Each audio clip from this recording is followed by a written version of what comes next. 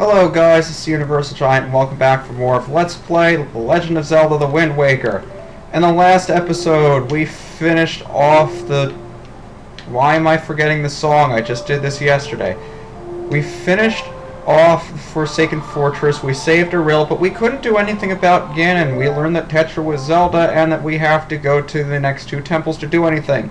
However, since this is probably going to be my last recording session before I go off to school, I don't want to progress the plot too much, so I figure we might as well get a couple of side quests out of the way. Now, I don't know why I warped to Windfall Island, because I want to warp somewhere else and get an upgrade that we desperately need, because there is just one thing here we can't do without it. So I'm going to warp to Mother and Child Isles to get arguably the best upgrade in the game. In my opinion, because it looks cool. So the one time I passed this place, I mentioned that there was no way for us to get out if we warped in, but the only way in was to warp there. So I guess we'll see what happens when we drop inside the top of this place. It looks pretty creepy, and pretty cool, and pretty mysterious, and mystical, and awesome. And we get a cutscene. Is this a giant fairies fountain? There's a little fairy over there. Sparkly.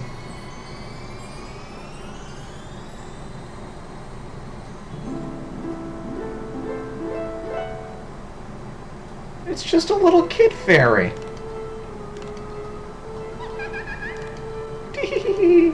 Tell me, little boy, can you control the wind? Yes? So young to have such power. How did you know to find me here? The fishy told me, I think. I am the queen of the fairy world. What is the matter, my child? Does not surprise you, young one? Young one, look at you! I like you. Even though my voice is really annoying, I can give you a new power to the bow that you wield. She's got a little puppet of the great fairies, and she just smashed it to make two small ones. Wait a second. Red sparkles and blue sparkles. Bow and arrow? Oh, I know what upgrade this is!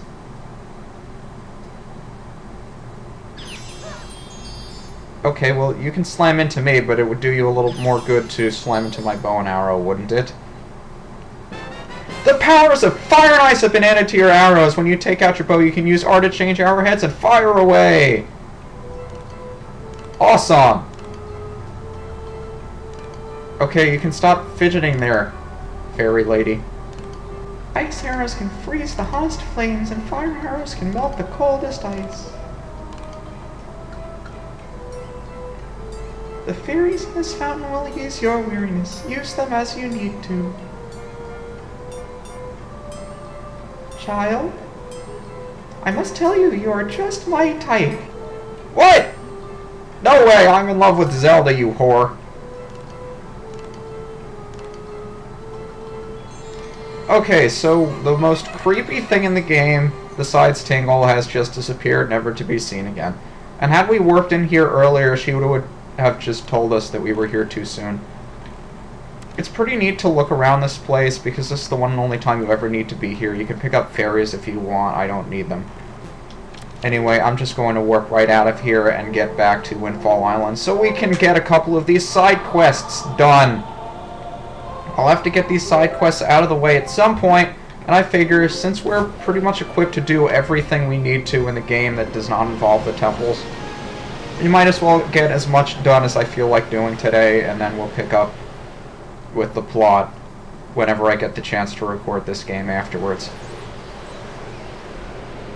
So welcome back to Windfall Island. This is the first time we've been here in the day since we first got here, and there's surprisingly a large amount of things we can do here, and a couple of things have changed. Just so I don't forget, I'll equip that, and yeah, I guess I'll equip the picnic box. So as you can see, the guy that yelled at us, who was really rich earlier, he's pretty much in shambles right now. He had to pay all of his money to get his little girl back from the pirates. kind of sad, and you'll find that the guy who was poor just became rich. Anyway, the first thing we can do is talk to this lady, and she is really full of herself. So we're going to give her a picture of herself, because she is just so beautiful that she deserves to be able to see herself just like the rest of the world can. So we'll save that pictograph, show it to her, and she'll be all happy, and give us a free treasure chart for showing her a picture of herself. Wow.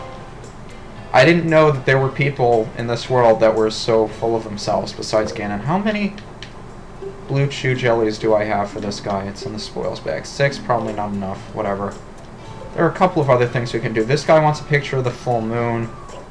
These two are talking gossip about Lenzo. Here's the lady, the little girl that we saved from the Forsaken Fortress that was rich at one point, but now she's poor. Let's talk to Zunari. Okay, let's talk to Zunari over here. Yes.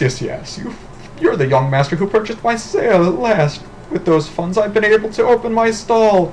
But I hate to say that my poor little stall is not an instant success. In fact, it is rather deserted, I'm afraid to say. I think this tragic turn of events is due to the fact that I don't have a wide enough lineup of products. For if I'm to be fully honest, I only have one product. To put it another way, I think my stall would do much better if I could only stock up on rare items that people can't get here in town. Yes, that is what I need. Then I would make plenty of money, not just plenty of money, it would be like taking candy from many rich babies. No, not even that. By running a prosperous business, I could take... I can't comprehend. I can't put into words just how awesome it would be. But if only I had a young partner. Say I'm a young partner. Sure, I'll go on a really long trading side quest that I don't really feel like doing right now that I might do later. And he gives us a free town flower to trade. Remember all those trading merchants I mentioned that should have popped up around Great Fish Isle, Bomb Island, and Mother and Child Isles? Well, they should be there now and we can start trading with them. But first, I want to buy a couple of more town flowers. So let's buy one of these. Let's buy another one of these. And now we have 3 of them. I believe you only need 3. They'll be in your spoils bag. You have to equip them like you do any normal item. Take them out. Put them in these little joy pedestals. Stick one here. Stick one here. Stick one here. And this guy should be happy enough with us that we did that. Are you going to give me stuff? Give me stuff! Yes. Normally 3 is enough for this guy. I think I'll buy up a few more and put them in other places and not make you wash it. Is that enough? Is that enough? Is that enough? Ow. Is that enough? Is that enough? Dude! Okay, I think that's every possible pedestal. Give me something, please. Thank you! Get a piece of heart. I could have sworn I only needed to put 3 of these things in, but apparently you need to put them in every single pedestal outdoors. Anyway, now I'll equip all the stuff I had before that I'm really pissed off for having to have taken off. And I can probably get rid of that picture. However, how are our 2 lovebirds faring? So the pictographer has already talked to this lady, but she wants to give a picture of herself to the guy to make sure that he still loves her. So let's do just that. He should be walking around here somewhere, although since I've been running around outside, I don't quite know exactly where he is along the path he usually walks. That being said, he shouldn't be too far away. Down here, in fact. Hello there, guy. So let's show her the picture of the lady he loves. Show him the picture. So now he's going to ask her out. And we're going to make sure that she says yes. Maybe he'll come tomorrow. Now that that's taken care of, let's go talk to Miss Marie again. Since we have so many joy pendants, she's just going to be thrilled. We gave her one and she was really happy. Imagine how happy she's going to be when we give her 46. Hi there.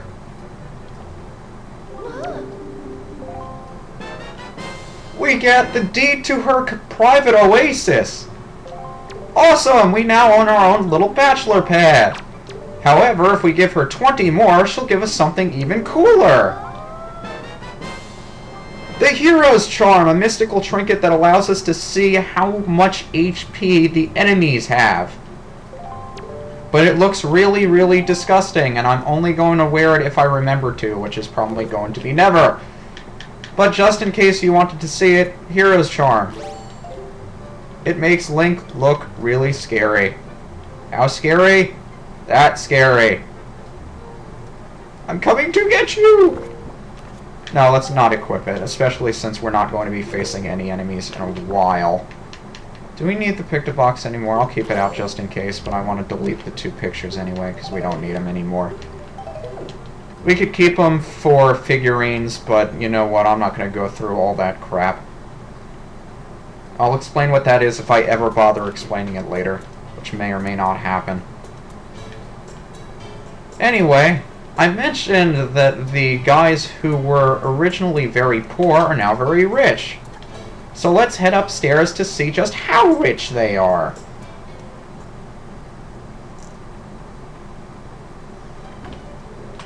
Yep, there's the old guy who used to be poor, but now he's rich.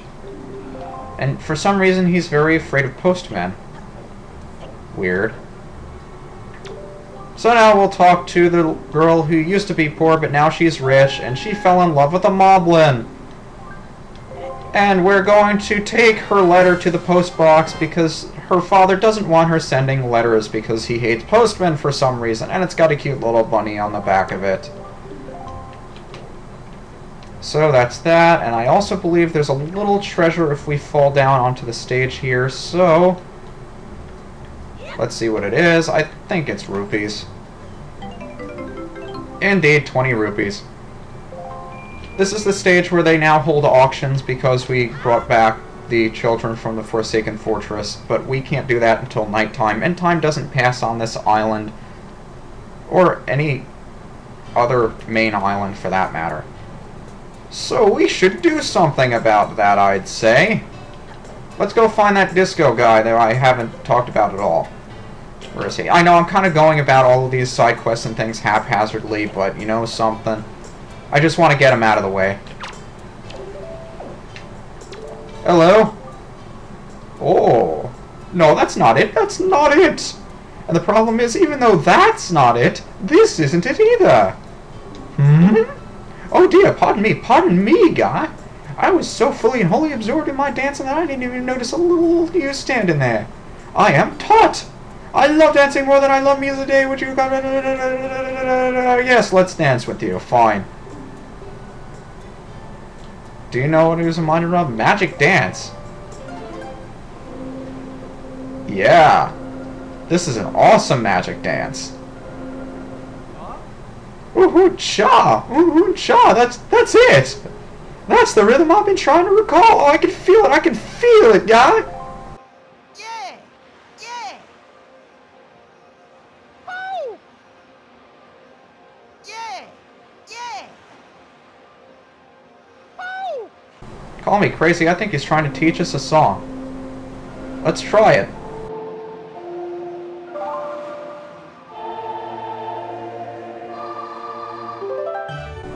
You learn the Song of Passing, which sounds just like the dawn in any Zelda game, and the song of... what is it? Sun Song. I always forget the name of that. Even when I was playing Ocarina of Time, I forgot the name of the Sun Song. But he can't seem to get it without the Wind Waker. But we have it! Watch us pass time with our magical Wind Waker!